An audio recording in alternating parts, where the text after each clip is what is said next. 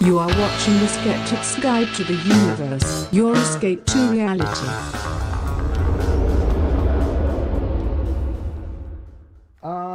It's frozen on Steve's face for some reason. What happened? What happened? Steve's there. Steve, are you okay?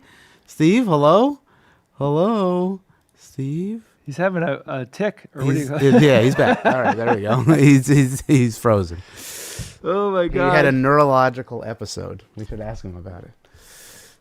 Primus? No, it's not Primus. So here we are. Here we are. We haven't done this in a couple weeks, right? Yeah, because we did it right after the eclipse. Yeah.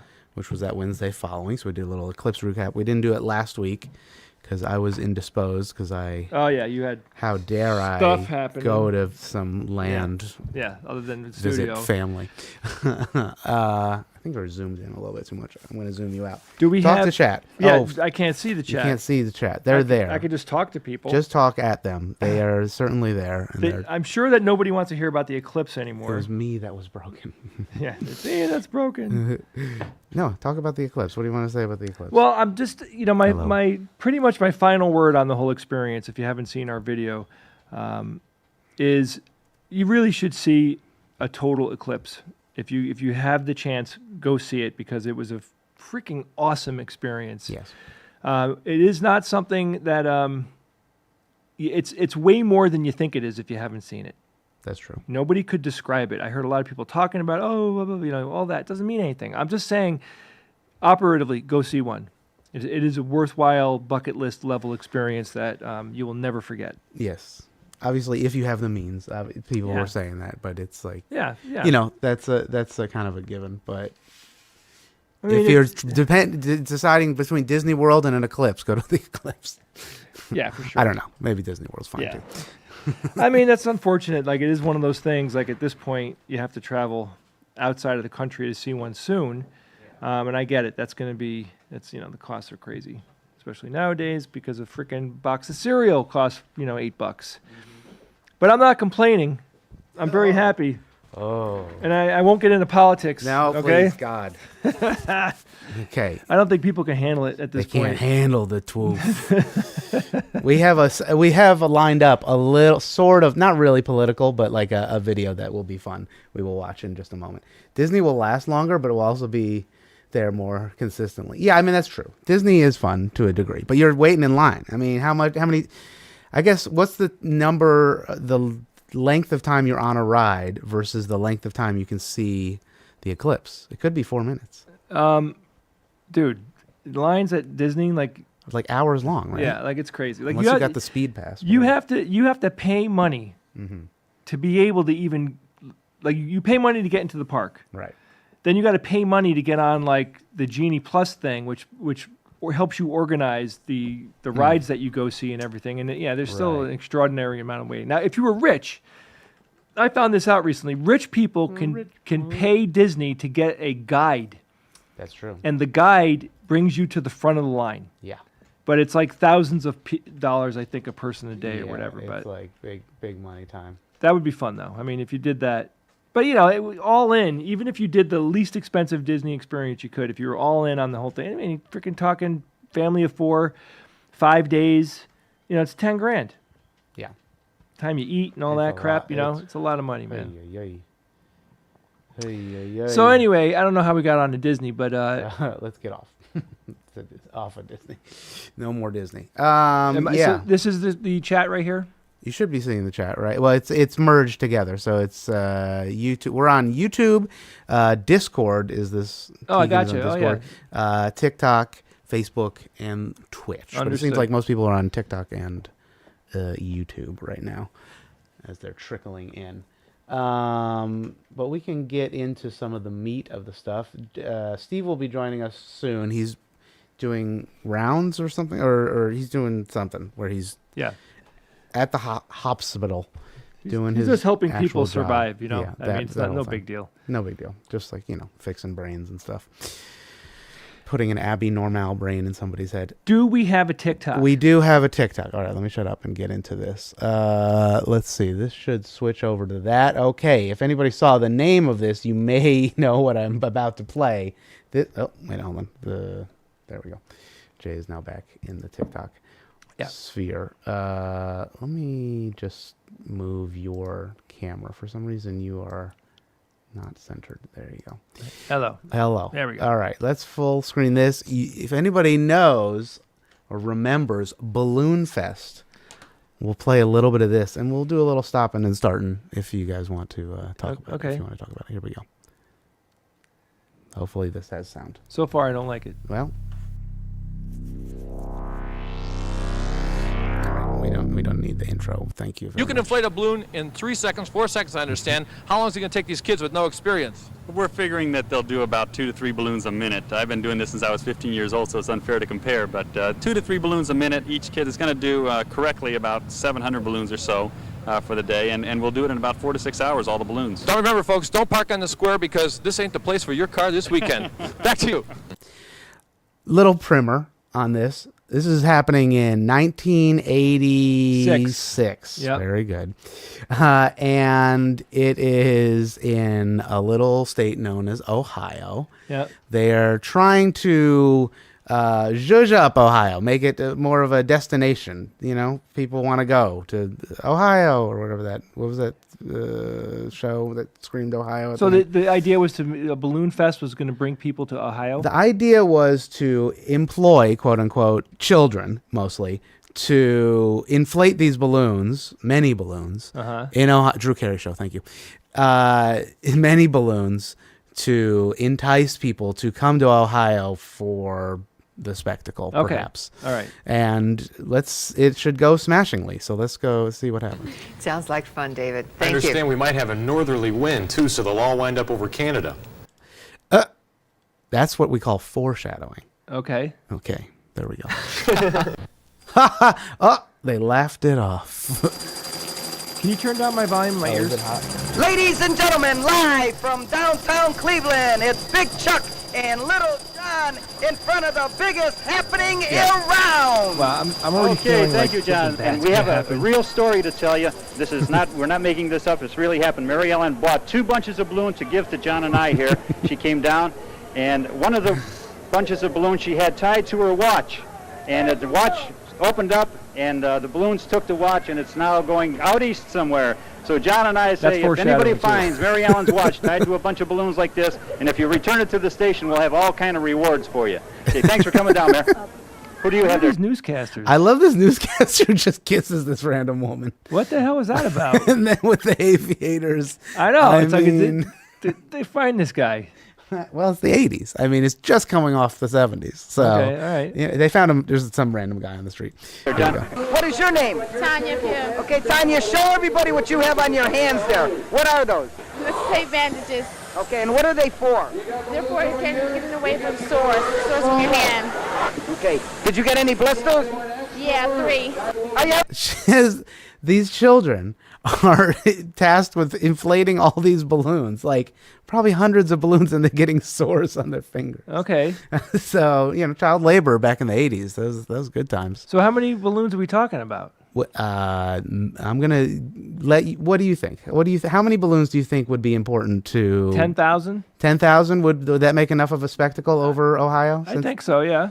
Okay, let's see. Having a good time? Yeah. Are you tired? Yeah. Okay. Okay, Chuck, as you can see, they're going strong. They're blowing them up. I still think they have the record. Back to you, Chuck. Oh, holy shit. Is that 10,000? Something that's been in the planning stage since March of this year. So a lot of technical research and research through the city permits.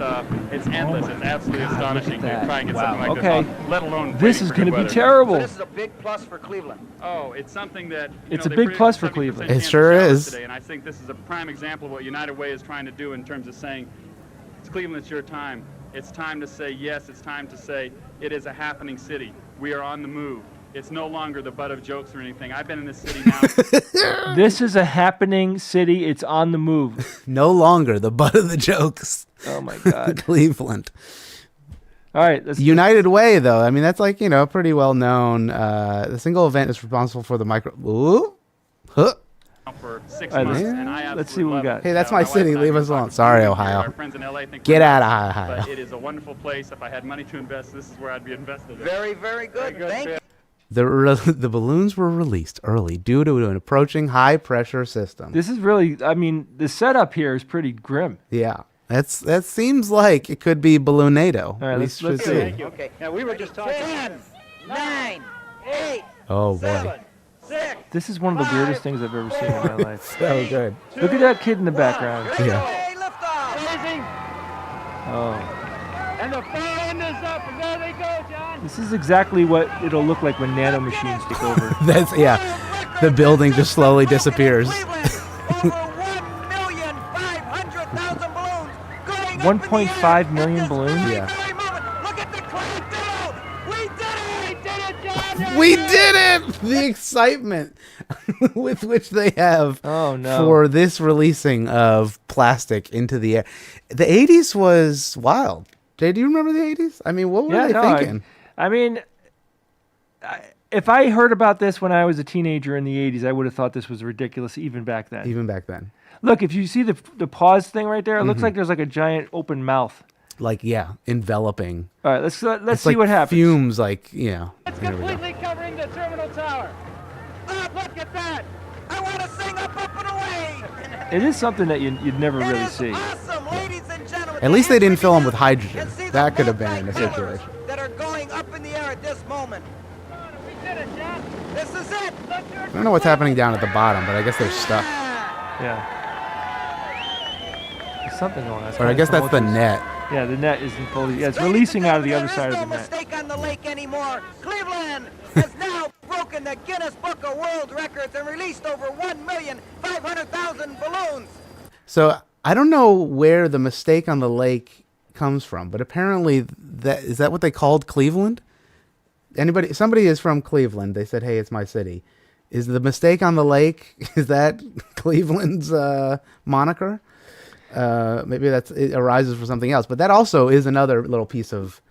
Oh, it comes from the Browns. Okay, they that had makes to sense. spend a lot of money on this. Yeah, well, I mean, they're children, child labor. All right, come on, I'm dying to see what happens. Here we go. Okay, Think of I'm that, pausing. Chuck. Wow, look at that. Guinness Book of World Records. Look Cleveland, at that. Home of the Rock and Roll Hall of Fame. Home of the Rock and Roll Hall of Fame. That's a lot of helium. All Man. American City. How many events can we take over? This is why we don't have any helium left, right? We're running out.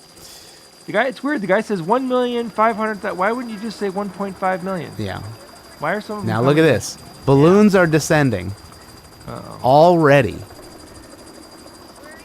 The nature of, having a cold front coming in is that then the helium, is not, or the balloons are heavier, and it's also going to rain. Yeah. So the balloons are dropping down immediately. Apparently, just to give a little precursor, they thought the balloons would go high enough in the atmosphere and just like disintegrate, which is like, And just have you disintegrate. ever seen a balloon? That's not how it works. Yeah, but when you say disintegrate, it doesn't mean that it's becoming. It's still Yeah, plastic particleized. or whatever. It's- It's particleized. It's still like molecules of whatever this thing is made out of. But that was their justification, that it would go so high that it would whatever. It wouldn't be their problem. Right. Essentially, it's like screw whoever's next to us. I can see where this is going now. Let's get to it. The early signs here of something not happening. Right? Yeah, something. And the cameraman like, oh shit. Why are these balloons coming down?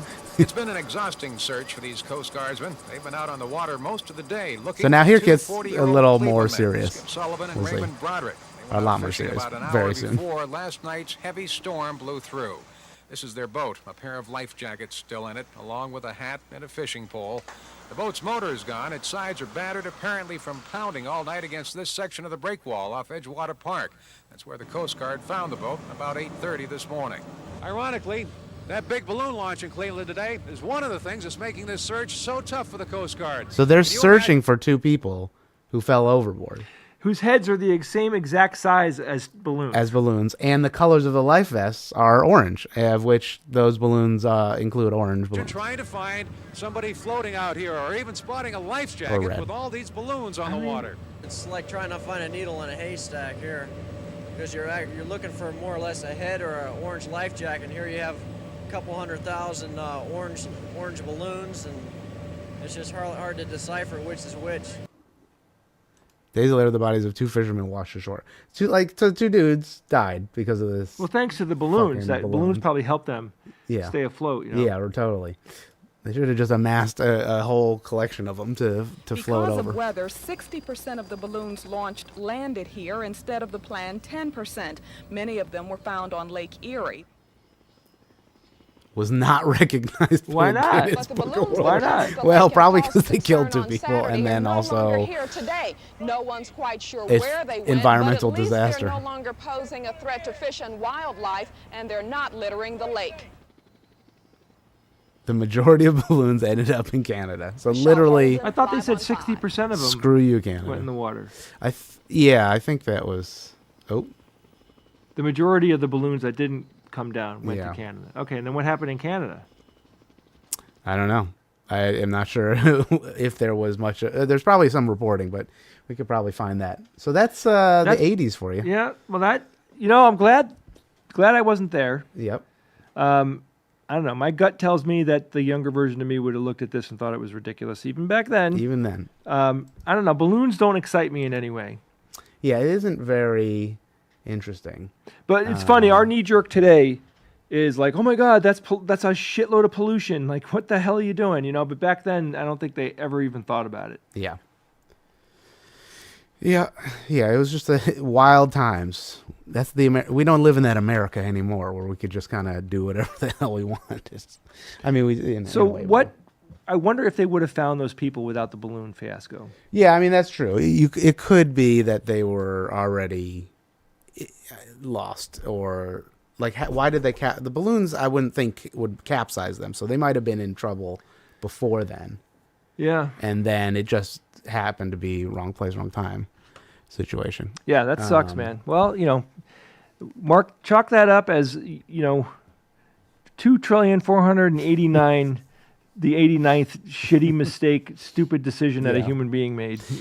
That's like the ramifications of the 3 cocktail lunch, that kind of thing. It's like, here's a good idea. We'll let 1.5 million balloons, or 1,500,000 balloons. I mean, how many tons of plastic do you think that was going into the freaking water? How much latex in a balloon? Grams or something, right? Yeah. So that's I'll say it's 4 grams. 12-inch latex balloon weighs 2.8 grams. Okay, I was 2.8 grams. That's not. So calculator, we'll say 1.5 times 2.8. That's 4.2 million grams. Okay. So into tons. Okay. We'll do grams to tons. So 4,200,000. Boom. 46 tons. Of Holy shit! Latex. Oh my God! Did US anybody tons. get fired for that?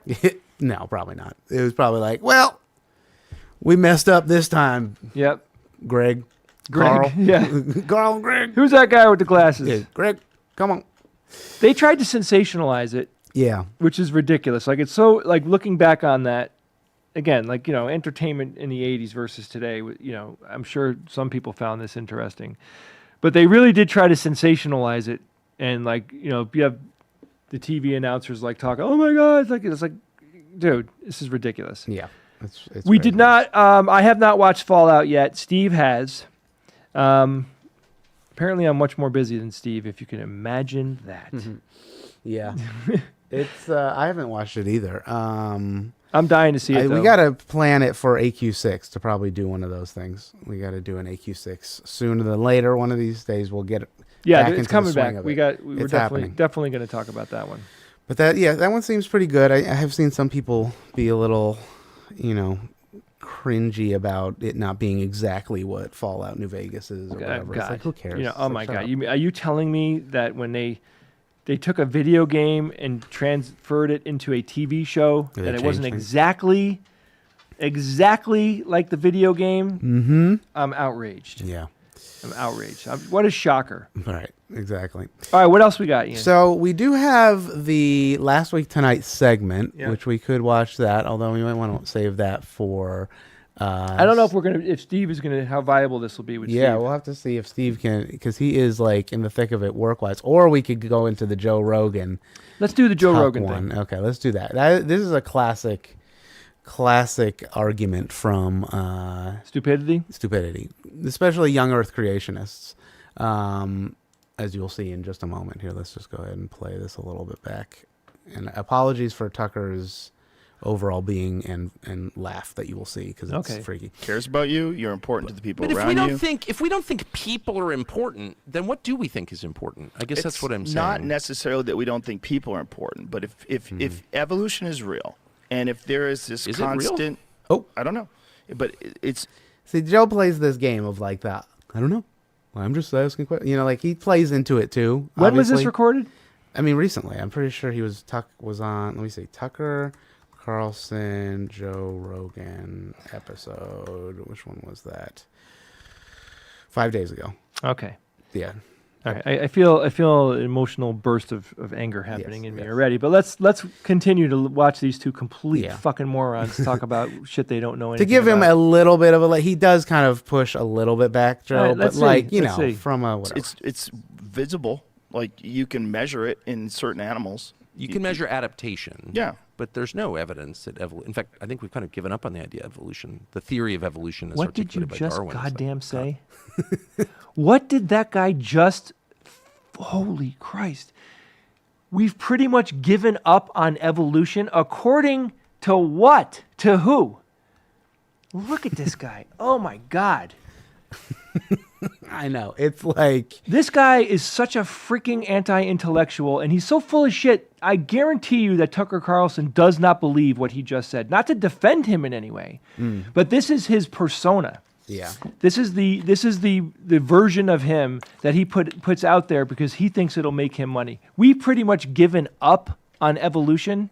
Oh my God. I know, it's crazy. That one is wild. Let's go. The adaptation is always the trick that they do too. Like they're like, God made kinds of beings and they adapt, but that's why you can have a chihuahua and a whatever. Let's say that a creature adapts to its environment, and then it does it again, and then it does it again, and it keeps doing it for millions of years. What do you call that? Right. Are you going to continue to say that it's just adaptation, or are you going to actually look at the whole thing and go, well, we call this process, I don't know, we got to come up with something. Like it's a word that means changing over time. Adaptation. Yeah. What would we call that? Yeah. Big adapt. to the point where they speciate, where they can no longer reproduce with each other. It's like, what do you think that's called exactly? All right, let's see what else they say. Oh, we got a funny person in the TikTok chat. They say it would be so silly. Silly Billy. All right, here we go. Not true. Right? In what sense? Well, in the most basic sense, the idea that, all life emerged from a single cell organism and over time, and there would be a fossil record of that, and there's not. And there's not a fossil record of transitionary species, like species that are adapting to its environment. There's and they tons develop... of record of adaptation, and you see it in your own life. I mean, I have a lot of dogs. I see adaptation in dogs, through the... Sure. So let's just think about the fossil record for a second. Yeah. Jay, do you think every animal and being that ever lived on the earth died and then fossilized to the point where we could count every single one? Well, the answer is like this is the God in the gaps idea, right? So it's like, okay, so do we have an absolutely seamless transition of a species from, 10 million years ago to today to absolutely illustrate every single minute change that has taken place in that organism as best as we could see from its skeleton, pretty much. Do we have that? No. Do we have transitionary fossils? Yes. Do we have a lot of them? Yes. Absolutely. And why don't we just talk about genetics and DNA? Like we can show evolution exists genetically.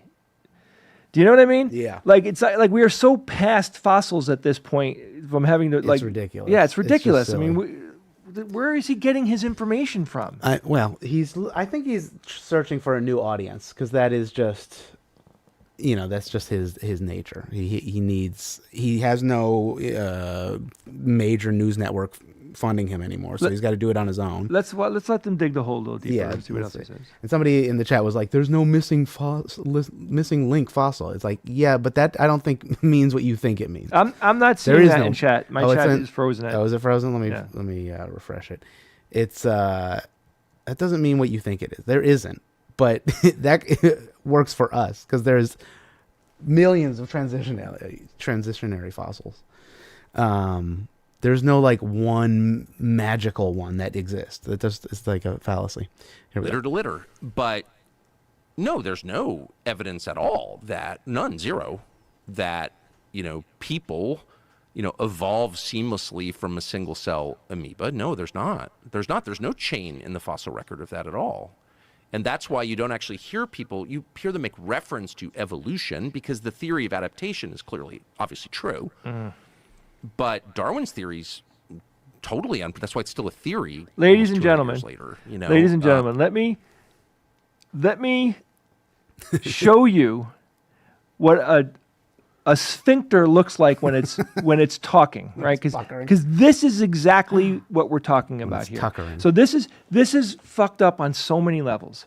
So first of all, like I said, I don't believe that Tucker Carlson actually believes any of this shit, which is so representative of today's modern, quote unquote media, the disinformation media that's out there to essentially, its goal is to make money. That's it. That is the purpose of people like Tucker Carlson. He's not doing anything other than trying to make as much money as possible, just like douchebag from InfoWars. And there's a list of people like him that were willing to do and say anything, right, to move forward and gain money, right? That's what we're witnessing here. We're not actually talking to a person that he's intelligent. He actually is intelligent, which is another thing. Like he isn't confused or just misinformed. This guy is lying. Right? That's the top veneer. That's the grift. But then when you go down a level deeper, the grift here is he is now talking to a specific audience. He is speaking to evangelicals. Right. He is speaking to people who actually have skin in the game to not believe in modern science. Yeah. Evolution in particular is a huge sticking point because evolution is like, it's the all-time heavyweight boxer of going against evangelicals. Mm-hmm. Because it disproves a lot of things that they believe all at once. And creationists, I mean, the creationism at its core is intellectually bankrupt. Yeah. There is absolutely no ability for that theory of creationism to stand on it. It's, it doesn't have a leg to stand on. He's saying, oh, it's just a theory. They're using the word theory. Mm-hmm. Tucker, do you really need someone to explain to you what the word theory means in a scientific context? Really? Yeah. Am I really going to believe that a guy like this actually doesn't understand what the word theory means according to science versus what it means outside of a scientific context? It's just so embarrassing. Like, my God, man, right?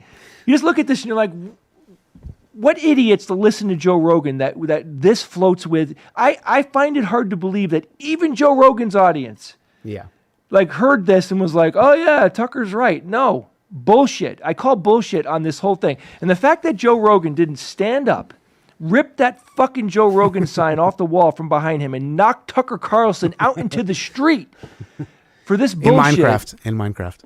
I mean, let me shift over to Joe Rogan for a second. Joe Rogan, you piece of shit. Okay, wait. No, I'm not done. I'm just actually getting started. All right, Joe Rogan is a piece of shit for letting this kind of content go on his show.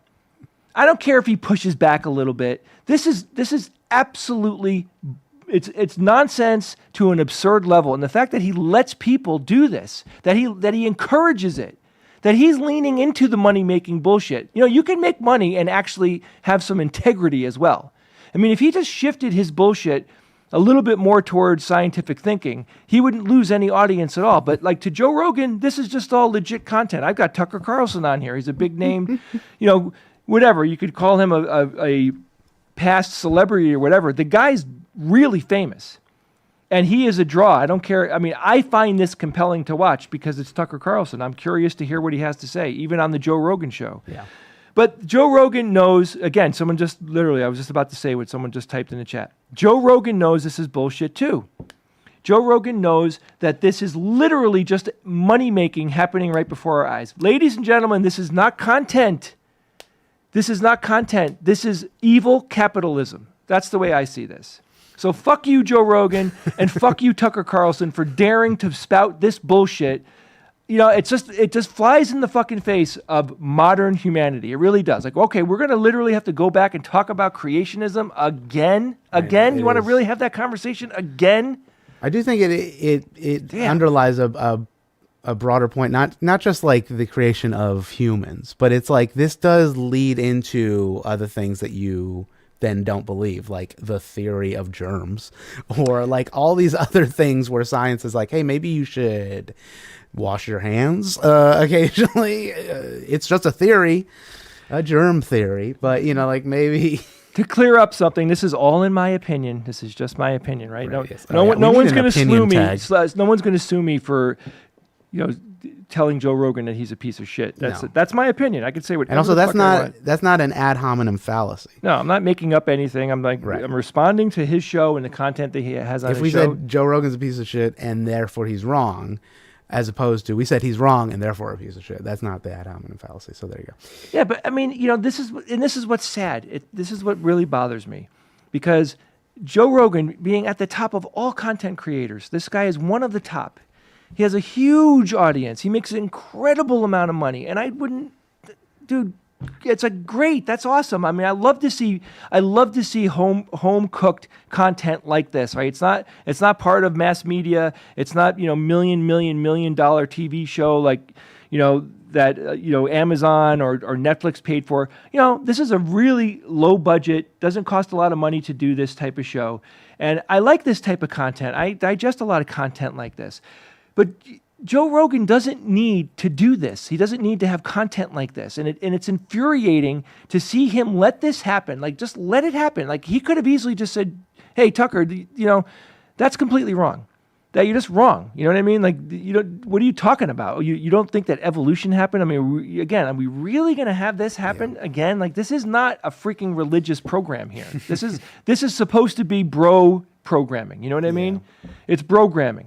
Program. Yeah, and I'm cool with that. I'm fine with it. But there's some bro stuff that's fine. You can there's a lot of it that's fine. It's fine. Sometimes it's fun, but like this is where it gets off the rails and starts going into. Again, selling supplements. Yeah, like somebody Alex said Jones. this is entertainment. You're right. You would this think. This is think. this is entertainment that is pretending to be legitimate. They're not saying, "Hey, everything we say on this show is BS. This is just for fun, blah blah blah." And if they do that, I still don't buy that anyway. But because you have people on TikTok that do that. Oh, and everything that I just said is blah blah blah. Yeah, it's like no, you're saying it, and he said it, and Joe is okay with it. And I know that people that like Joe Rogan will be like, "Oh yeah, every once in a while he's got one of those programs on there." Oh yeah, I'm just a comedian. I'm just asking questions. It's like this stuff. People have been saying this for way too long. I'm tired of it. We live in a reality compromised modern day where there are people who will hear this and actually believe it. That's what's sad, is that there are people who heard Tucker Carlson say that, and he tipped them into a zone where they're like, oh, okay, yeah, one more little tick towards not knowing what the truth is about evolution, right? Just because this guy decided that that's what he wanted to talk about, and this is what I don't understand too. Why is Tucker Carlson talking about evolution? This guy is a political. He makes comments on politics. If he wants to talk about Trump and all that stuff, like that's where he belongs. That's his niche, and that's where this guy has made his name. Like, why is he now all of a sudden talking about evolution? Why? Yeah. Stay into your crap lane that you created. Don't create yet another crap lane for other people to hear now. I do like that he pretends to be like an everyman as well, Tucker. Yeah. But he's like so the elite. Like, oh, God, he is married stupid into rich. He has crazy money. Also, he went to some like Ivy League school. I'm pretty sure. I forget which one. Chat remind me. Jealousy becomes me, dude. That's seriously. crazy. Who would be? You think I'm jealous of Joe? Like I said, Who's jealous of Tucker Carlson? Joe Rogan and Tucker have huge audiences. They put all this time and energy into it. That's fine. I don't care about people making money and having audiences. I think it's awesome. What I don't like, and this is the part you actually need to pay attention to, is I don't like them making money spreading misinformation. That's what I don't like. So if you're hearing anything in my voice, it's not jealousy, it's anger, okay? There's a difference. My anger is because they're full of shit and they're making money by misinforming people. Yeah. So don't stand up for freaking Joe Rogan and Tucker Carlson here like I'm the bad guy, please. Yeah, and if you're still butthurt that your daddy is getting challenged, then like go away. Okay, yeah. You don't have to jealousy. watch. Holy fuck. All right, okay. I mean, you caught I'll me. take No, the they got 300 me, million. Ian. They got me. They You're got right. me. I'm jealous. You're fucking right. My whole life is a sham. I'm jealous. Yeah, please. I wish we interviewed. That's why. Tucker That's why Carlson. I've spent 20 years of my life curating scientific comment and being a science communicator to only right now be revealed as being jealous of people who have big audiences who are assholes. The world is filled with big audience people that are assholes. Filled with it. Filled. You think I'm jealous of tens of thousands of people? No. I am perfectly happy with what I'm doing with my time and energy, but don't misconstrue me speaking out against these two assholes with jealousy, because it's not jealousy. I'm doing exactly what people need to hear. These two people are taking advantage of their platforms and misinforming people to make money. That is what's happening here. Oh, we're getting all the crazy. Yeah. TikTok opened us up. Oh, I know. You I what? love it. Bring it. think I don't once care. the- Let's see what else we got here. Once that TikTok, is on the chopping block now that they voted to basically, or did they put forward a preliminary vote to ban TikTok? Yeah, somebody said that think they- Tucker said that Joe Rogan didn't push back They're opening it up. in the least. Yep. Point out the misinformation. When he says it's just a theory, he doesn't know what the word theory means. That's an easy. In fact, I actually used that for the email that we did today. At least from a scientific perspective, a supposition or a system of ideas intended to explain something, especially one based on general principles independent of the thing to be explained. So it's like a collection, a body of work that establish it essentially, colloquially, as a fact to lay people. But you call it a theory. I don't understand. That's just how Like, science works. I'm talking out against misinformation, which I've been doing my entire adult life, and you're saying that I'm crying. Okay, so therefore, what do you want these people to go unchecked spreading misinformation? Is that it, or do you actually believe their misinformation and you're offended by what I'm saying? But like saying that I did 20 years of crying as a summary of what I did for the last 20 years of my life is patently ridiculous and misinformed. And I'm not even going to engage with that bullshit. I stand against these people. I stand against the misinformation, the disinformation that they put out there, and I absolutely stand against the way that they take advantage of people and using disinformation as content to make money. This is not okay.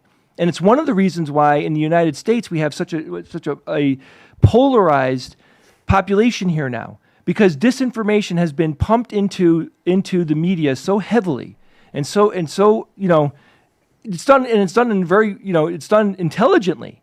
It's very calculated, all of this disinformation, and it's gotten to the point where it's literally split the United States down the middle.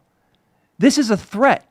This is a threat to democracy right here on the Joe Rogan show. This bullshit right here is an actual threat to being able to live a safe life, a life where education matters, a life where taking care of each other matters. I look at this like, wow, these guys care so freaking little about the people that they're reaching, right? Because I don't believe that Joe Rogan doesn't believe in evolution. I don't believe it. I mean, I've heard the guy say incredibly stupid things, but that to me is literally like, wow, that is a walk off the edge, even for Joe Rogan. Yeah. Again, this is sensationalizing. It's sensationalizing a talk show to a point where these guys are both. I mean, God, they're both sitting there. I think they both know that each other is full of shit, and they don't care because again, it's all about generating dollars. Yeah. I like this guy. Funny, us famous, and you're spelled wrong. Not. Except the SGU is, I mean, speaking as somebody who used to listen to the SGU before I actually started working, SGU is very well known in like the science. I don't give a shit about how famous I am. What the fuck is that about? Yeah, it doesn't matter. That's meaningless. It's like the argument is really actually more important. It doesn't matter if you oh my God, if I was going to do things to become famous, skepticism would have been the absolute last thing. That is always the funniest. Somebody was like, you think I'm doing this for the money? I'm doing this for fame? Oh my God. Yeah, boy, am I an idiot. I picked the absolute wrong path to go down. All you liberals are grifting. No, what is actually happening? This, see if you can believe this. I actually give a shit. I care.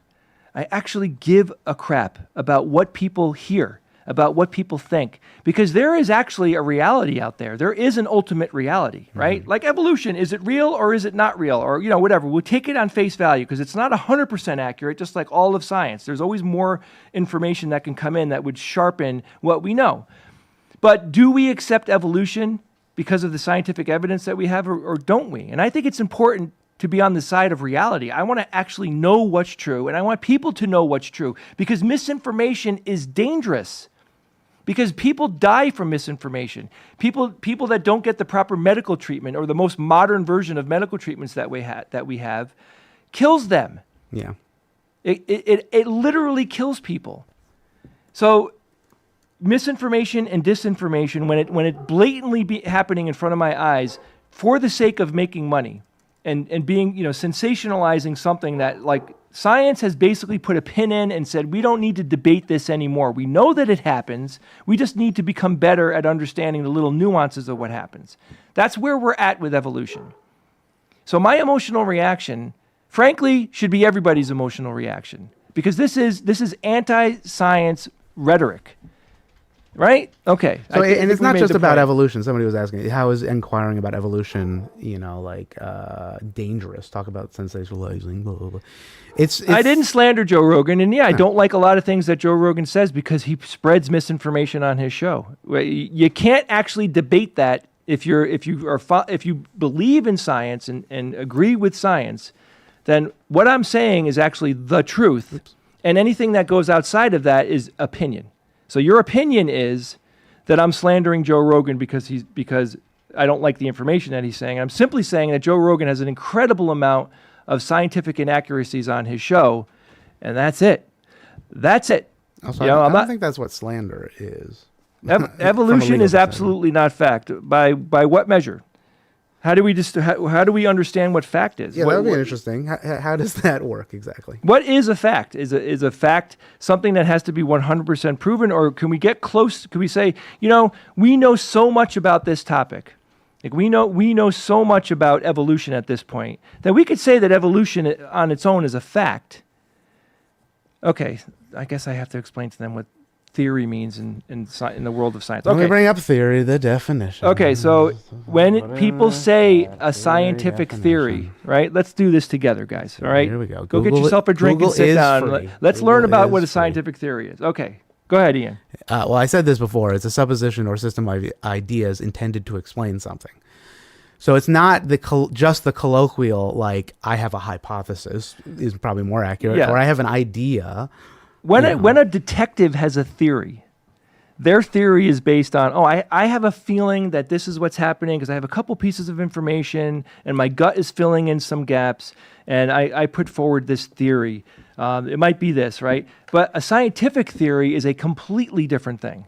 A scientific theory is a collection of information that actually does have something specific to say. Yeah. And it is making a specific claim. And it's based on facts. Yeah, and it's based on built facts.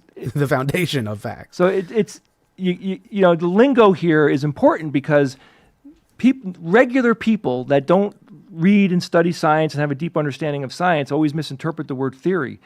But it just is, you can't use that as an argument because it is a completely different definition in the world of science. That's it. That's all I'm saying. We could ask a question like gravity is scientifically a theory.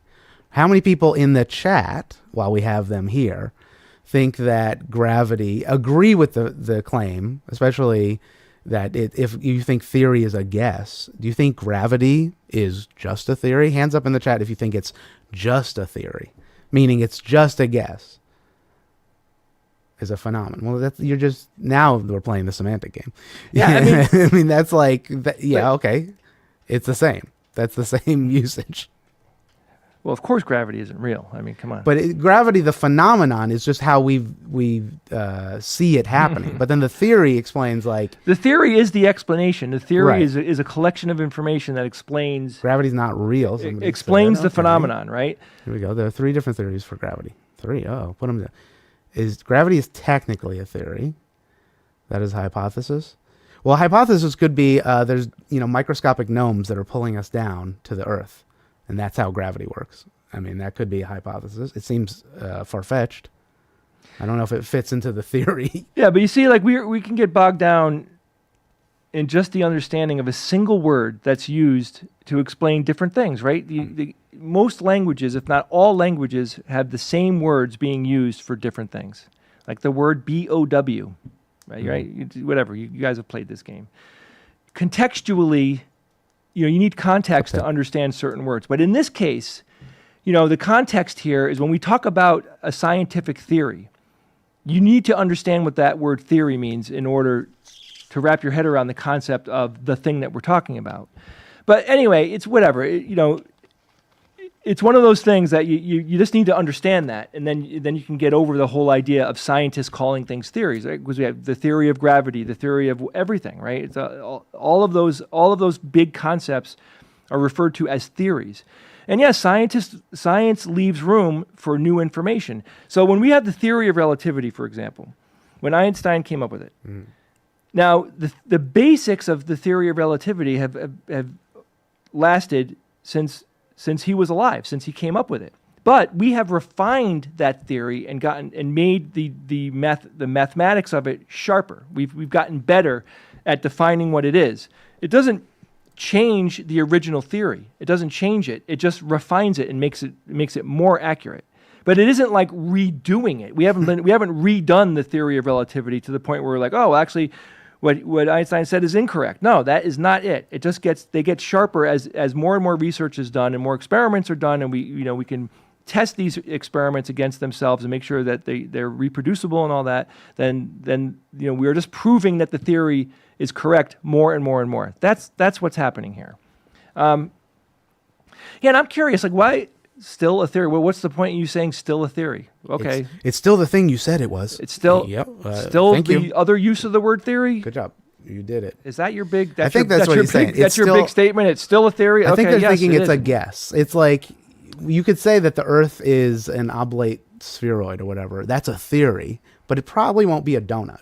You know what I mean? Like, there's almost no reality where it would be a donut, even topologically. You know, if you want to stop me from talking, all you got to do is flick up with your finger. Oh, that's true. You could go, John. There are a lot of. If you don't like what you're hearing, man, you better watch some other stuff. You can go watch people play Fortnite before TikTok gets kicked off. I'm sure you can find shit on Trump out there if you want. Go right ahead, man. Nothing's keeping you here. Or TikTok is sold to Facebook, and then it becomes a cesspit. Yeah, right. And then nobody wants to use it. So I mean, look, I get frustrated very quickly. You know, in a time in my life where I'm seeing so much division in a country that I grew up in because of disinformation, you know, people are so dramatically misinformed, and it's incredibly dangerous, and it's an incredible waste of time and energy when we simply can't even agree on what facts and truth are anymore. Like these concepts have become unbelievably obscure because of the amount of disinformation that's out there. Yeah, and partly due to shows like Joe Rogan, because of what we just saw. So who's to say you're not disinformation? That's a good one. If you don't believe in evolution, right? If you don't believe in it, and you watch the Joe Rogan show, then you feel welcome there and everything's cool. But if you happen to believe in the theory of evolution, if you happen to believe in it, and you see this, I ask you, why aren't you offended by this blatant disinformation that's happening on a huge outlet? Huge. 300 million people listen to Joe Rogan. And why doesn't it bother you if you do believe in science and critical thinking and, gravity and evolution? If you believe in those things and you're not getting upset when you hear this, I question, maybe you should rethink your position. All right. I have a background in baloney. Baloney. You, sir, have a background in baloney. The theory of relative analysis. How's it critical if you don't question the narrative? We question the narrative. You got to have media literacy all the time. That's what we are doing literally right now. I mean, if you think Joe Rogan is not part of like the media sphere, I mean, he is to a lesser extent. He's not like CNN, Fox, MSNBC, all those other dinguses, but. And he filters into it. He's one of the biggest podcasts on the podcasts on the planet. So how do these guys get their information? I don't know if they're talking about us or Joe Rogan. Oh, that's true. Okay, let's watch a little bit more because there's still 45 seconds. We have not found that at all. And I can't even guess. I mean, I have my own theories on it, but they're not proven. What are your theories?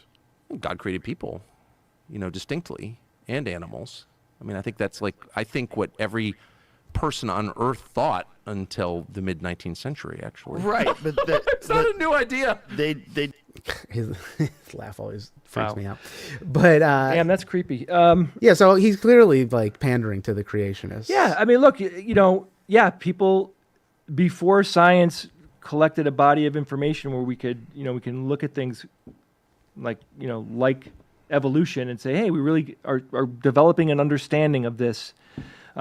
Yeah, people believed all different people, right? Like, because again, we're not talking about Jesus here. We're talking about religions in general were used to explain phenomena that people couldn't explain. Where do we come from before we were born? Where do we go when we die? And everything that happens in between. We use metaphysical concepts like God to explain those things, and then we get to the point where science builds up a body of knowledge on millions of different topics to the point where, the mythology that people used to believe kind of you get to the point where you're like, well, am I going to continue to believe in this mythology, or am I going to believe in science, which is an intellectual pursuit that actually, is constructed under the idea that it's self-correcting. Right? I'm not going to put religion versus science here. Like, it's just, you're either you can believe in both, which a lot of people do, or you could decide to believe in one or the other, right? It's a completely individual choice. I choose to believe in science because it's an endeavor that humans have come up with that is actually self-correcting, that is built into the mechanism of itself to correct itself. It's a humble pursuit. It isn't somebody saying this is what happened without any information. We only, science it relies on research, and it relies on the self-correcting nature in order to get closer and closer to the truth. That's why the scientific process works. Anything that falls outside of that, okay, Tucker, yeah, people used to believe it, but so what? Just because people believe something doesn't mean it's true. I mean, there's more versions of that we can count. Belief doesn't mean anything. Yeah. Belief by itself is meaningless. And belief is, I mean, or knowledge is a subset of belief. So it's like you could believe a lot of things, but you got to get to that kernel of knowledge within it. But I mean, science is not a religion, by the way. Yeah. Science is a. I hate bears. Who said that? Ban them. Science is a mechanism. Science is a way to I like this guy. Stop to get to further information that is closer and closer to the truth. I mean, there is no better system to get to the truth on physical reality than the scientific process. We don't have a better system. Now, other than just accepting anything that comes into you. Yeah, if you want to believe religion, you want to believe things that people believed hundreds or thousands of years ago. That's fine. It's up to you. That's totally fine. I mean, again, but when you're deathly ill, are you going to go to a priest or to go get homeopathic remedies, or are you going to go to the hospital? Yeah. Because the hospital is based on science. The treatments that you're going to get in the hospital are largely based on modern medicine, which is basically science. It is science. I mean, even still, people who have the means to not fall for that kind of stuff, what's his face, the founder or CEO of Apple. Yeah. Steve Jobs. Steve Jobs, thank you. Yep. I mean, he fell for it. He had apparently a very treatable cancer, and then he went the kind of holistic naturopathic route, and unfortunately, he's dead because of that. Yeah, yeah. So I used to like Joe Rogan. I used to watch Fear Factor. I used to, the guy's funny. He's a good comedian. It was a really fun show and all that stuff.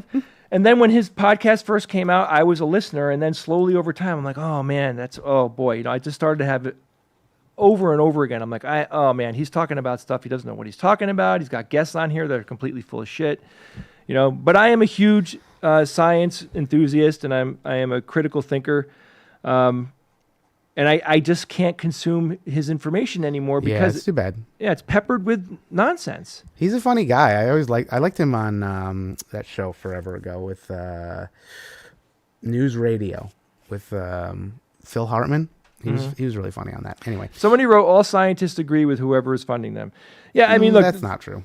But it is a thing to talk about. Yeah, sure. Science is driven by cash. Absolutely, science takes money. It's man hours. Well, everything is driven by cash at that point. But let me give you a different perspective.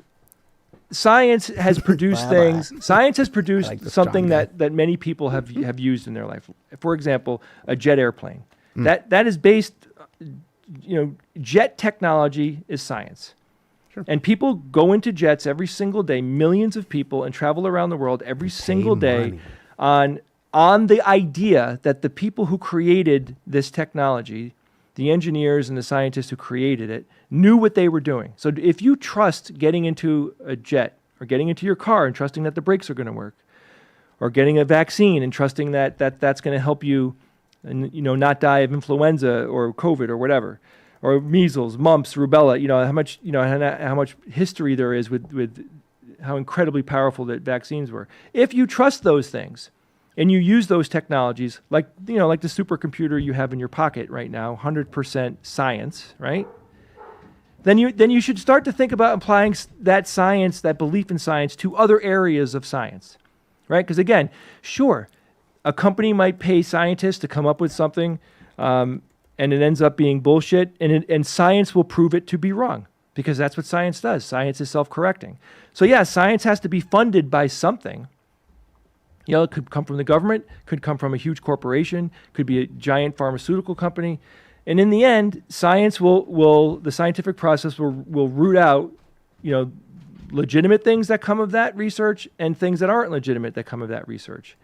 And it's constantly happening. And what's happening is the spheres of science that exist, we have artificial intelligence today that is helping other spheres of science, like textiles and pharmaceuticals and things like that. Steve, we're in the middle of a Joe Rogan debate. You want to come down? Oh, yeah, boy. It's a whole thing. I mean, we're not going to go back and watch it, but Tucker Carlson was on Joe Rogan, and Tucker Carlson was basically saying stupid stuff. That evolution is bullshit. Yeah. It's just a theory is the main contention. And that he goes, 50 years ago, like, people just believe that, and he said he believes that God created man and the animals and everything. Yeah. He's like, yeah, that's what people believed 50 years ago until science, like. More like 150 years ago. Yeah, but it doesn't matter. It doesn't matter. fix your camera. Science is the best method of understanding reality that we have. And there's, also, let me say, somebody was saying that like aeronautics is not a theory. The lift is a scientific theory. Like so that is another theory, like germ theory, gravity. we had to go over what the We could just scientific go- meaning of theory is. Yeah. Yeah, we had to go over that again. Right. People confuse theory with hypothesis. Olivia, I feel the same way. Steve, save us. So anyway, yeah, we're getting some blowback from people in the chat here. What kind of blowback? They just don't like me coming down on Joe Rogan. Whatever. Joe Rogan, go fuck. I mean, well, what was the interview? Did Joe Rogan push back? Did he just? No, not really. A little bit. Not Not really. really. A little bit. He's just doing his typical like keep the conversation going and having Tucker say more and everything. And We can listen to the end of it, and you'll Yeah, get go the ahead, gist. go ahead. You'll get the gist. All right, let's watch this. They didn't have computers. They didn't have a general understanding that we have today Sorry, of gotta the get his process. headphones. Do you think we understand? Hold on, Steve's got to get his headphones in. Go No ahead. pushback. Yeah, I mean, like it was And more? Anyway. Yes. Really? You don't think that we understand more We today? understand way less. We understand so little that we're actually sitting here allowing like a bunch of greedy, stupid, childless software engineers in Northern California to like flirt with the extinction of mankind. childless software engineers. They were in talking about California. AI at some point, like, and that was kind of like what became the whole shift into evolution, which was kind of weird departure. This is the result of homeschooling. Yeah. Oh God. I think this is why the CIA didn't want Tucker, because So- they're like, nah, he's a little too far gone. I said that I don't believe that Tucker Carlson doesn't believe in evolution. I don't believe it. I really don't believe it. Why? Because I've heard Tucker Carlson speaking off the cuff when he didn't know he was on a microphone, and he has a completely different persona off camera than he does on camera. Like that's his shtick, just like in Yeah, I know. I've seen that too, where he definitely has a different persona Yeah. off camera, but that doesn't mean he doesn't believe. I don't believe it. I really don't. I think I he's don't like have enough information. I think he's pandering to a specific audience to get a result.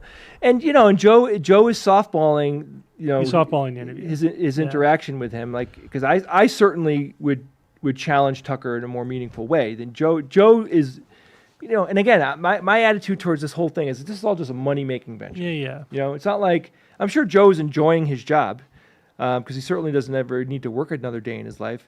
But again, it's like this type of content gets clicks, makes people, it's sensationalizing information to make it seem provocative, and it generates money, and that's part of the reason why the world is so effed up today. Like that is the clickbait internet, in a nutshell. But that doesn't mean he doesn't believe any particular thing. I'm that not he saying says, I though. know certainly. I mean, I think just- that like Alex Jones, that is a completely a persona. Yeah. And it's pretty obvious to me, especially I don't know if you've watched The Truth versus Alex Jones, but even before that, it's so obvious that is a character that he doesn't necessarily believe anything he's saying.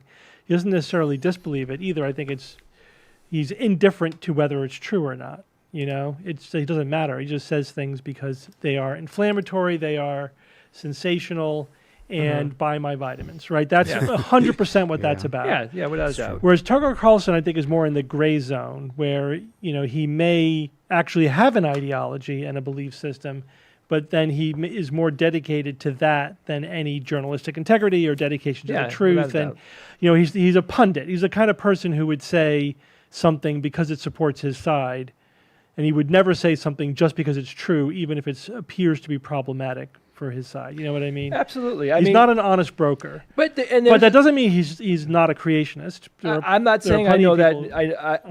I will put my chips down if one day we finally find out what the truth is. My bet is that he doesn't believe what he's saying. I think he's genuinely stupid. I don't think that. I don't know. I don't know. I don't know if he's stupid. I don't know. He's amazingly good at what he's doing, and I think he's very calculating. And I think. But again, those two things are not mutually exclusive. There's plenty of politicians and public figures who are good at very narrowly at what they do, but also are ignorant in many ways. Right? and I think that is, he could very well fit that mold. But it's like you're right. But you're right. It's a continuum between true believer and con artist, and then most people are somewhere in the middle, and you could argue about where along the spectrum they are.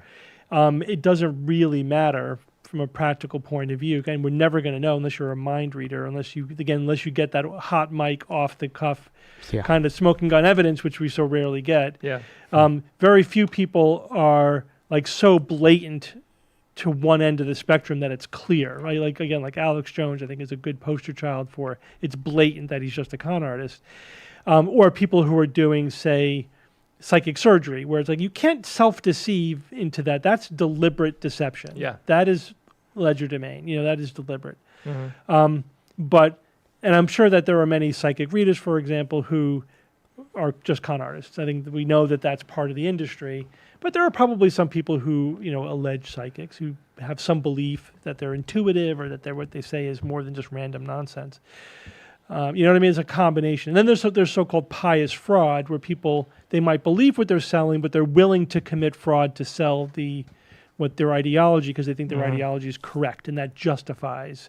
It's more important, again, than the truth. I would tend to think that Tucker Carlson falls more into that end of the spectrum, perhaps with a huge dollop of just he's trying to have a successful career and be in self-promotion. Yeah. So it serves multiple reasons. He's advancing his general ideology, but also in a way that gets him clicks and makes him money, and also in a way that it promotes his team.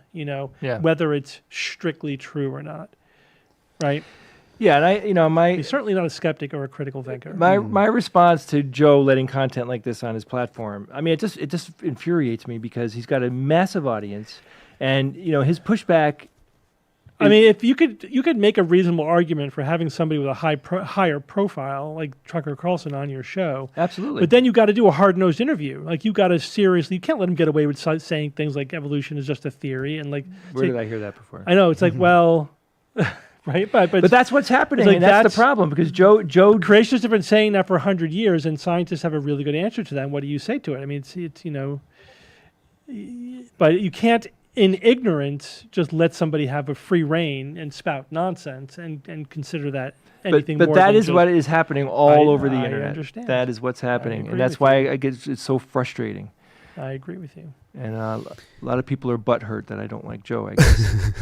Why don't you like my favorite podcaster? I mean, look, you got to call it like it is, right? You could like Joe Rogan and be entertained by him and whatever, but you got to acknowledge reality.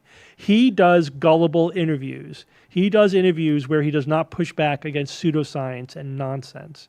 He himself spouts pseudoscience and nonsense. He is not a critical thinker. He's not scientifically literate. He is a personality and an entertainer who has found a niche in giving podcast interviews to people who say extraordinary, entertaining things. That's it. That's all he is. Don't pretend he's something else. You could still like him, but don't pretend he's something he's not. Yeah. Right? Yeah, that's why the whole thing, to me, it just smacks of, it's a money printing thing. You know what I mean? He's making a ton of money. Yeah. And good for him. Whatever. I know, that's what I'm saying. I'm not like, I have no problem. Like somebody was saying, like, you're just jealous of all that crap. It's like, yeah, I've been hearing that for 20 freaking years. Like, whatever. Like, I'm not. That's dismissive. That is dismissive. Like, you can hand wave away all legitimate criticism by saying you're just jealous. It's nonsense. We're doing fine, by the way. Don't worry about us. Yeah, but that's not even the point. I mean, just I know. It's just silly. It's lazy. It's lazy and dismissive, and it doesn't. It just. How about addressing what we're actually saying? So any content creator, who complains about a content creator that has a bigger audience, is just jealous. Can be reduced down to they're just jealous. Yeah. Well, first of all, let's face it. Everyone that's listening to this show, including us, the vast majority of us are not millionaires. We're all basically living hand to mouth, right? Like you're making probably around the same amount of money I am wherever you're living, right? We're all middle to lower class. So we're all jealous of rich people. I want money just like everybody else. But that doesn't get, but my desire to be rich doesn't get me out of bed in the morning. Critical thinking and being a science communicator actually gets me out of bed in the morning. It's been one of the best things I've ever done with my time in my life. and I live a very happy life, you know. So whatever, like you can make all those accusations, but what Steve said is true. Like, well, there's a hidden assumption there. It's like that we would do anything for money. Yeah, but that's demonstrably not true. You know, we have an editorial policy that is not optimized for clicks or making money. We say things that are either boring because they're true, or even if they're unpopular, or that are just not sensational. Whatever. We turn down money-making opportunities all the time because they don't fit our editorial policy. Every single week. It happened twice today. I turned down two potential ads today. You know what I mean? Like, it happens all the time. Why do we do it? You know, why does a person, during COVID that works in the hospital, why would they get up and go to work every day and put their life in danger to help people? Why do people do these types of things? Oh, I don't know, because there's good people out there that actually care.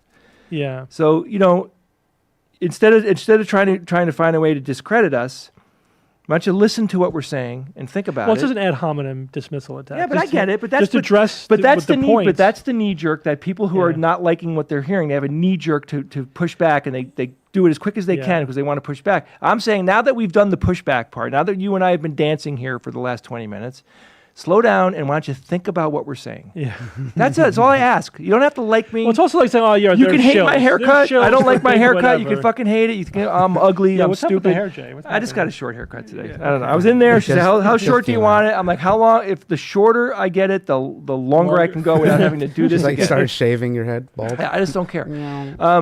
But I mean, if you just take a minute and think about what we're saying, think about it. Well, just avoid the knee-jerk dismissal, easy, lazy answers like, "Oh, you're a shill." Like that's another thing we hear all the time. That's an actual ad hominem fallacy. Yeah, it is. Well, so is saying you're just jealous. Right. It's also exactly that too. I know. I always used to joke around. People are saying that Steve is a shill. He's getting kickbacks and all this shit. And I'm like, you wouldn't say that if you knew what car Steve was driving. You know what I mean? Whatever. I've worked my ass off my whole life for whatever finances I have. I've worked 60, 70, 80 hours a week. Yep. And no one's throwing money at me. It's never happened. No. The closest I got to people throwing money at me, I was at a bachelor party once, and there was a stripper, and I was on the other side of her, and I saw money being thrown over you, towards it, but it never was going my way. Should we? You want to go on to the next thing? So the next thing is the name of the stream, which is a little baity, but let's look at what it is. Okay. So, and we don't have to watch the whole thing, but we could comment on the overall perception. I know, Steve, you wrote an article about it on Neurologica, That's right? great of him. I love that. But we could watch a that little. That is him bit in a nutshell. That's awesome. We know what Venus looks like. It was not Venus.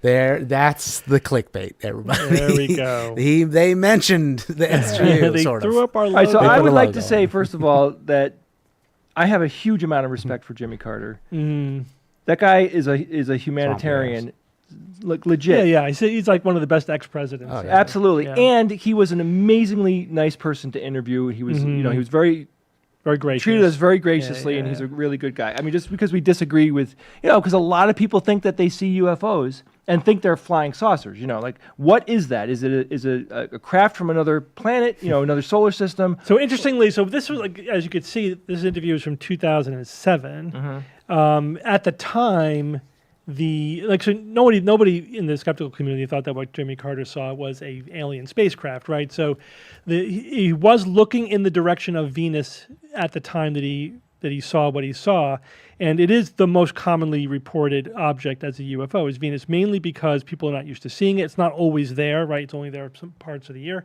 and depending on the atmospheric conditions, it could have a halo around it. There could be optical illusions with the clouds where people think it's moving. However, since that interview with Jimmy Carter, further investigation has discovered that he was also looking in the direction of a military airbase that was doing, I forget exactly what it was, but they were doing something that is probably a far better explanation for what he was looking at. So it probably wasn't Venus. It was probably some craft, some rocket that was launched or whatever. There was something that was happening. Yeah. That he was looking at. Somebody asked it, like we interviewed Jimmy Carter back in 2007, like Steve said. So, we talked with him about this. I think his grandson is a listener of the show, and he hooked us up with him. And it was a really interesting conversation. I mean, hearing him talk about it, you would think, like, if you didn't really understand the history on UFOs and people like having false sightings and all this stuff, it's very compelling. You know? Yeah, but he wasn't saying it's an alien spacecraft. He was just saying, I saw this thing, and nobody knew what it was. Yeah. That was it. And he was also basically saying it wasn't this, it wasn't this. Yes. I know that wasn't, Venus, right? Right. Although I don't think his certainty was justified. But the other half of the interview, by the way, was about, because he just came out with a book at that time, and he had a chapter on creationism and evolution, which is very tricky for Jimmy Carter because of his faith. He does come from a creationist background, but in the Democratic Party, belief in science is also considered to be, part of the that political end of the spectrum. And so he had to find a way to have his sort of political tribe coexist with his religious tribe. Mm-hmm. And he had a very delicate dance that he did. And we pushed him on it like pretty hard. And he basically said, I explained my position in the chapter of the book, and that's it. That's my position. He did not want to riff on he had like carefully crafted his position and did not want to riff on it. Oh yeah, and I get that too. Which I do get, but it also he was a consummate politician at that point. Yeah. Just a consummate politician. We could not break through. We couldn't break through the wall of this is the position, this is it. When you become the president of the United States, you have a skill set, a particular set of skills. Yeah, right. one of them is being able to dodge questions and not give answers to things that you don't want to riff on or whatever. Right, and that's fine, whatever. But anyway, this was a cool episode. It was really awesome that they referenced our podcast. Would have been nice if you said the name of the podcast. Yeah, I mean it's just cool. Would have been nice, but whatever. The thing that I liked about it was it just shows that they're. At least one of their writers listens to the show. At least they know we exist and can be used as a resource. Yeah. And I've said, I think before, that there are every now and then there's a segment on John Oliver where I'm like, I wonder where they got that reference from. Because sometimes it's a little close to home. Like one that sticks out was when he specifically referenced p-hacking. Mm-hmm. Now, it's possible that one of his researchers found a reference to p-hacking deep in the medical literature, where it is, exists very scantly and only very recently. Mm-hmm. But it's far more likely that they found it in the skeptical literature where it was popularized, basically on science-based medicine. There was definitely an article in Skeptical Inquirer where it was used by Stuart Weiss, I believe. So. That was a concept that was popularized by the skeptics. Yeah. And I don't think there's really any way they found that term deep in the medical literature. Yeah, I mean, it makes sense. I mean, this John Oliver show is the whole shtick is taking a critical look at a certain topic. Yeah. And we do that for a living, so it doesn't. I'm sure that they're listening to other skeptical content as well to get ideas and get information. It just makes sense. I did do a search for what I would think the researcher would do, like Jimmy Carter skeptic or something like that. But we didn't come up until recently because we reposted the interview just yesterday or 2 days ago. We didn't come up for pages, so they could have found it. But they would have had to been going down a couple pages on Google. Yeah. So I think somebody was actually a fan. I mean, it's not that big of a stretch. It's not that big of a stretch. I mean, I don't know if you want to talk more about this because he kind of leaves it weird at the end. We're going to talk about it on the show tonight. We're recording the show tonight where this is going to be a major topic of discussion. I'll just say this. I wasn't happy with his overall framing of the current UFO debate. I get where he was going because, again, I'm a big fan of last week's night of John Oliver. I think he generally does a great job. But again, he has a particular narrative, and his narrative is the government's doing it wrong, or we're doing it wrong. Someone's doing it wrong. We could do better. Somebody. This is, and he sort of fit this story into that narrative. And I think the result was some unfortunate false balance and leaving out certain critical bits of information that were just not within that narrative, right? And Steve wrote our not a little article, but an article on Neurological Blog. A precursor to what's going to come out on Saturday. So right. Which I often do. Which he often does. Yeah, somebody said that SGU is one of the references on the Wikipedia page. Mm-hmm. Yeah. Yeah.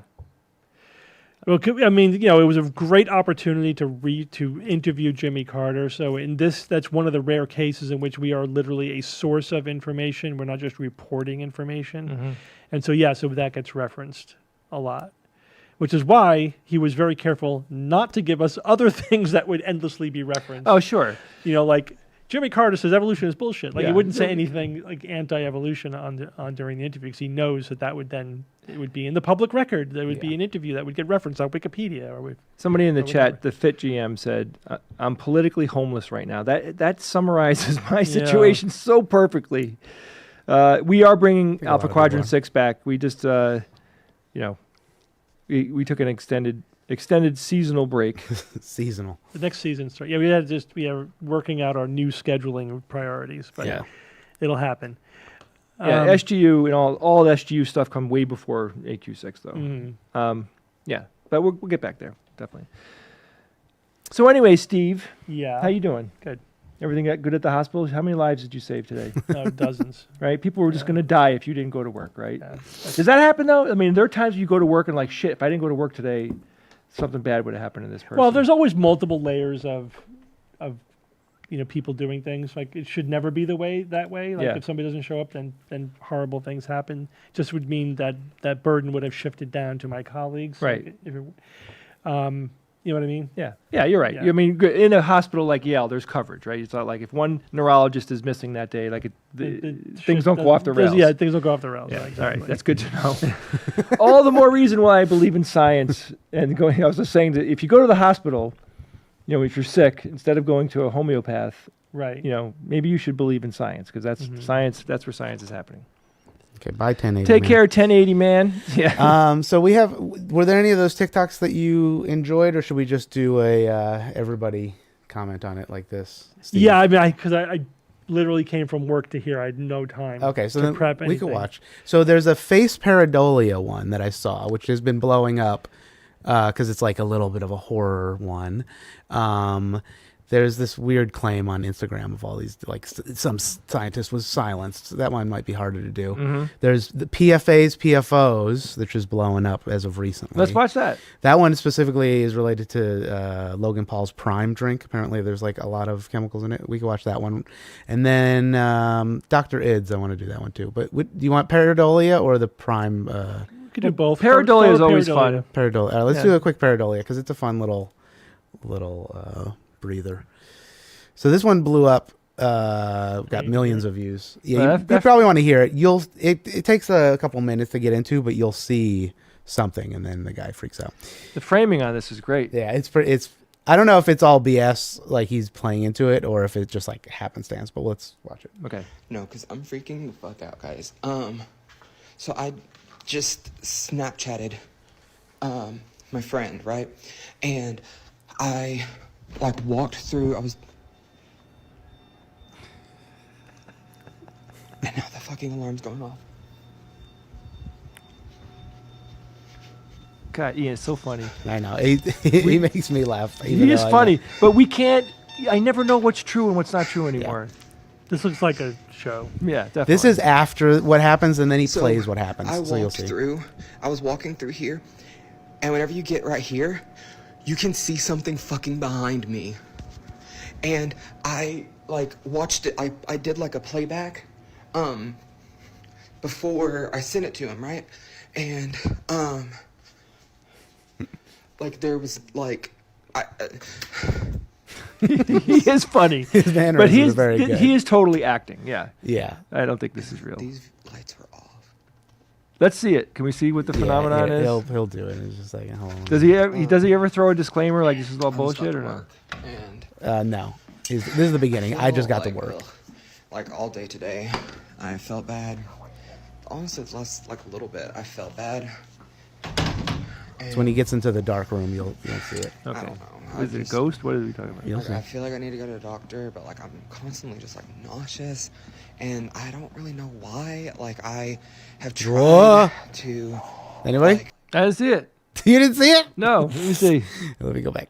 I did not see it. Okay, it's the bottom left. Okay, all right. Bottom I'll keep left my eye area. there. Okay, here we go. I think, or maybe like here. I don't know. I just like I feel like I need to go to a doctor, but like I'm constantly just like nauseous, and I don't really know why. Like I have tried. All right, I saw that. You saw it? Yeah, that was done well. Still didn't see it. No, right there. Right there. There we go. Right there. Oh, that's nothing. Come on. That was no, but it's subtle. And it's good that it's subtle, right? Because it's supposed to be a little, you don't ever want to show the shark. You want to. Yeah. Yep. All right. And there's a little bit of a sound effect I think he added, but it might be just like him moving through. But you'll hear like a. Hold on, listen. Have tried to, like. I heard that. Yeah. Medicine for it and stuff, but. That's actually a good setup, because the whole point is in the movie that we're watching right now. Yeah. Is that he doesn't know that the monster's there. Yeah. And he's like kind of calmly talking and kind of explaining the situation while we, the audience, have more information than he does. Like right now, there's a monster in the room and he doesn't know. So it's a tension builder. It's good. Yeah, and then he's like just messing around. And then it's like here, I think he's freaked out again. Does it happen again, though? No, he just, I don't think it happens again. Let me look. And. Yeah, and this is an interesting phenomenon, Ian. Like. Yeah. This is, I'm seeing more videos like this where it's got a theatrical presentation to it. Yeah. Right. So TikTok is interesting because it's evolving. Like I think we're going to see more stuff like this. I think this could become popular, right? Yeah, it's a good premise for a Blair Witch. Yeah, like somebody said in the chat. It's a little more produced than it's not. It's a story. We're hearing a story here. But it's like, did he do it with intention of showing some face, and how did he make the face, or was it just happenstance and he like ran with it? Ran with it. You know what I mean? Olivia, I agree with you. Yeah, I mean, this isn't entertaining on its face. It's funny. I find the guy a little humorous, the character that he's playing. But literally, on a scale of 1 to 10, I agree. This is a 1. I don't know. 3 million people liked it. No, but that's the thing. She's saying, I don't know why it's blowing up. I know, but it piques certain. I'll tell you why, though. I just said it. Excuse me, I wasn't listening. Oh, no, I'm sorry. I didn't mean to come off that. I'm just kidding. You bastard. No, but the idea is this guy actually told. There's a story structure to what he's doing here. And that's why it's sticky. That's why people, because there's a buildup, then we see the monster, and then he doesn't know, right? There's a mystery built into this thing. So it's storytelling. And storytelling is amazingly powerful. That's why we watch TV and go to the movies all the time, is we want stories. Yeah, somebody was saying that Biden just signed it, but that's from yesterday, I'm pretty sure. Signed what? Just signed the potential bill. No, I'm not joining the. I thought that happened during. Yeah, that was yesterday. Yeah, banning TikTok, or not banning, but like you have to forcing divest. it to be sold to an American company. Right. What do you think about that, Steve? I mean, do you think TikTok has any any alignment with China and is sharing data and all that stuff? Yeah, I do. Yeah. But I heard a good interview with someone who was sort of in the tech industry, and they weren't saying like, "Oh, hands off, we should do whatever we want." They were saying that this approach, this bill, is not the best way to do it. That it's more cosmetic, and that what they really need to do is outlaw any information going to foreign countries, and we need to take multiple steps to keep that from happening. Yeah. So like fix the actual problem. Yeah. Not just the this one instance ban or It's not TikTok itself. It's the idea like we don't want this. We don't want information. We don't want a foreign government spying on American citizens through just an app. Yeah, of course. And are they doing it? Of course they're doing it. Yeah. And we have information that they are doing it. It's not, Well, what do you think to the claim that people say that on TikTok activism can work better than sometimes on Facebook or Instagram or any of that stuff where they I know each of the platforms has their own vibe. Snapped. It's interesting, their own strengths and weaknesses. But let's cut through the bullshit. For any positive activism that's happening on TikTok, it's utterly drowned out, just like any other social media platform. It's drowned out with absolutely absurd misinformation, disinformation, nonsense, inane content. Like, yeah, you know, that's it's the background noise, right? I mean, like Yeah. in a way, that's like kind of all the shit. yeah, like so we know how easy it is to Yeah, tweak an that's true. algorithm in order to move the needle on Yeah. public opinion about something. And it's one thing if a tech company is doing that for clicks and money. It's still horrible, but it's far worse if a government is doing it in order to manipulate their citizens or maybe even manipulate foreign countries for their own political ends. Then that's a different level of nefarious. Yeah. It's like another approach to Big Brother. You know Yeah. what I mean? And Yeah. the marriage of totalitarian governments and social media is one of the most dangerous things about modern technology. I totally agree. I'm not as worried about social media in like open democracies, although there's issues that we need to face there as well. But in the hands of a totalitarian, it's just a really powerful tool, and so we need to absolutely be keeping an eye on that, be thinking about ways to protect against it. And so I do think that TikTok is a legitimate concern. I don't know that this bill was the best way to approach it. And hopefully they'll find a way to just put a layer of, a buffer between TikTok and the Chinese government, when it comes to our private data. I do think that, this is an endless battle, right, between, powerful corporations, wealthy corporations, and even governments, and the rights of common citizens, right, of common people. Generally speaking, historically, the people with the money and the power have all the money and the power. You know what I mean? They will exploit and the system. They'll rig the system to benefit themselves, and et cetera, et cetera. And then we always need to do some version of collective bargaining, right? In other words, so that like 1 million people are able to bargain with one powerful corporation. And part of that is through our representatives. That's part of the reason why we have a government, right? So that they can protect the interests of citizens over, private entities who would abuse them or who would exploit them. For example, there was just Pete Buttigieg, his administration, what's he the secretary of? It's transportation and whatever.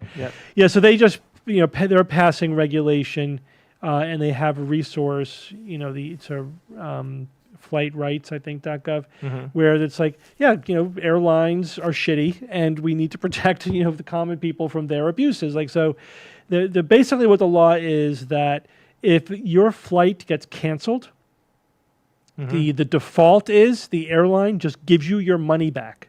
Could you imagine? Immediately gives you your money back through whatever mechanism you paid them with in the first place. So they'll credit your credit card or whatever. Not like, we'll put you on a flight next week. Yeah, or here we're going to give you 500 miles or whatever. Or you have to jump through all these hoops to get your money back. No, there's no jumping through hoops. They have to jump through hoops. Yep. You get your money back immediately unless they give you a solution that you're okay right, with. Exactly. Yep. But the default is for governments to rig the system to benefit themselves, right? That's just human nature. Of course they're going to do that. Why wouldn't they do that? They only don't do that when they're forced not to do that. The same is true of the powerful tech companies and the social media companies, right? They're going to rig things so that it's good for them, for their bottom line, for their profit margin, not necessarily for the end user. This is why industry cannot regulate itself. Right. Under any The circumstance. best we could do is competition, but then they rig the competition, right? Yeah. That's what the monopolies are all about. There's a lot of anti-competitive behaviors. That's why we need the FTC in order to, and this is where the rules are coming, I think, ultimately through the FTC, who are to regulate against anti-competitive behavior.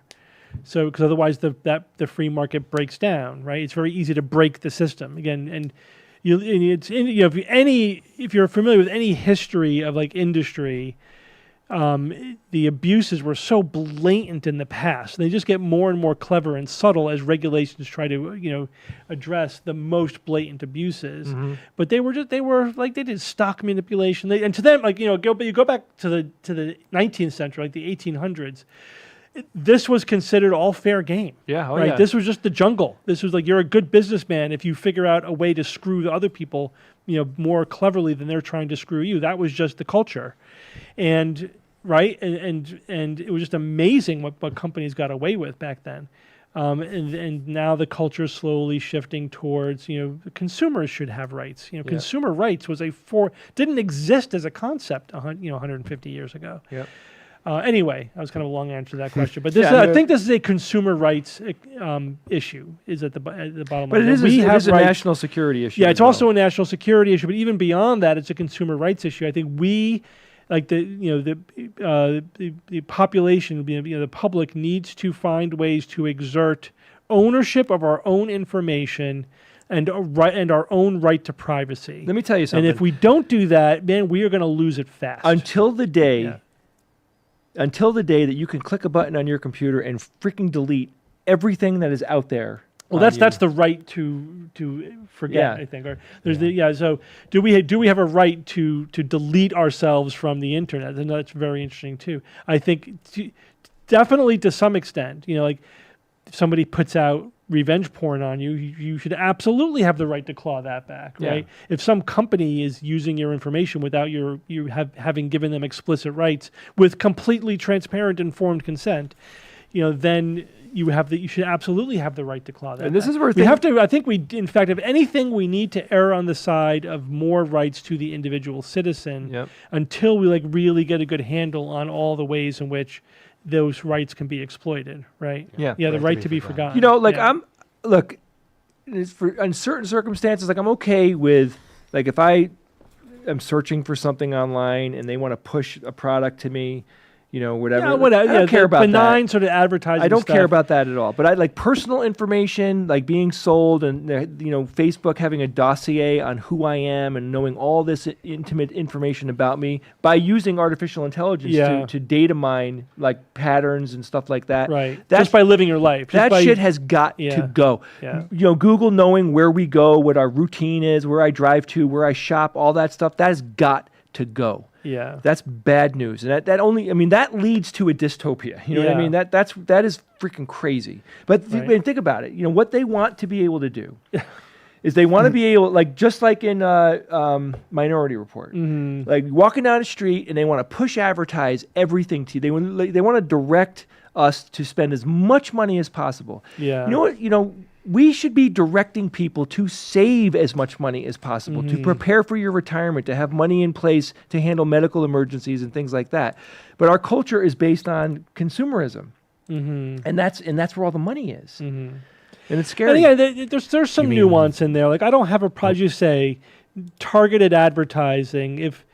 A certain amount of advertising comes with life. There we go. Right? They live. Oh yeah, that was that. They live. Yeah, that was that. If you don't have if you put the glasses on, consume, buy, conform, obey. It Stay asleep. Really cool. That's a movie to be remade, as far as I'm concerned. Yeah, it wasn't bad from what I recall. Yeah, but it's a little funny. Someone said so. So I have no problems with the sort of the benign advertising. If you want to. A certain amount of advertising goes with living in a capitalist society. That's fine. I have no problem with that. And those ads might as well be well targeted towards something I actually want to know about. And here, that's fine too. For example, but the thing is, that's sort of the benign ad. That's that's the good. That's using it for good. Right, but that's also the Trojan horse. Yeah, right. That's what gets you in. That's how they catch you. That's how they get you. And they say that explicitly. Yeah. Would you like these ads to be more relevant to what you want to see? What they're really saying is, will you give us all your personal information so we could spy on you endlessly? But then the thing is, yes, that it's fine when it is all just sort of just capitalism that's maybe overreaching a little bit. But the same technology, man, can be used by totalitarians and can also be used to I think facilitate the journey from democracy to totalitarianism. Somebody said They Live meets Idiocracy. I mean, my God, is that an amazing mashup right there? That is it. That is actually it. Wow. They Live is the one with I came here to chew bubblegum and kick ass. Yeah, Carpenter. Yeah. It didn't age well. There's one incredible fight in that movie, and there's a couple of good lines, but it needs Which one, Idiocracy? No, in They Live. Oh yeah, They Live. Yeah, a really good fist fight in that movie. Yeah, and it's long too, right? Yeah, very long. It's too long. It is a knockdown, drag out, literally a knockdown, drag out fist fight, and you could feel it. That's awesome. Hey, I got to go because I got to prep for the show tonight. Yeah. It's 3:30. I got to go too. Yeah. Okay. Yeah, I don't think we have. There's some other little stuff, but we can do it next week. Yeah, we'll do it next week. So I'd like to thank everyone for joining us today. We got I'll be late next week too. Okay. But then back to our normal schedule. I should be here next week. I'll be back. All right. We could hit a few. Thanks for sticking around, guys. We had a really good time. We usually are here at noon on Wednesdays, between noon and 1 on every Wednesday. Steve said he's going to be a little late next week, so probably start 1:30, unpredictably late. Yeah. But thank you guys. And, look, don't worry about the Joe Rogan thing. All right. Like, everybody Take will it be easy. fine. Everybody will be fine. He'll be fine. Yeah. He's sitting on He's $300 okay. million. Yeah. He's I was fine. trying to figure out in my head, like scaling up from what we make out for advertising on our audience, scaling it up. Joe Rogan is unbelievably rich. Yeah. The guy is fine. Don't worry about him. I have a beef He with doesn't him. need you to defend him. And he doesn't even know I exist. It's Yeah. fine. My beef with him is meaningless. Well, he knows Steve exists. He knows I exist. He doesn't like He Steve, doesn't like but he Steve doesn't so know I much. exist, and that's fine. Have a All great right. night, guys. Bye-bye. Hey, do So me long, a favor everyone. before you go. Yep. Do something nice for somebody that you love today. Spread some good around, please. The world needs it, and I know that you have someone that you can do something nice for. Right, Steve? I'll do something nice for you. All right. I will. What? I'll leave your house. All right. I appreciate it. Bye, guys. Bye bye. Where's that ending button? Boom. Sharon told me to relax. Relax. Oh, I thanks get for so the pissed $10, at Joe Rogan, Kelly. that motherfucker. Okay, right. I didn't even mute yet. Hold on. Okay. Okay. Goodbye, everybody.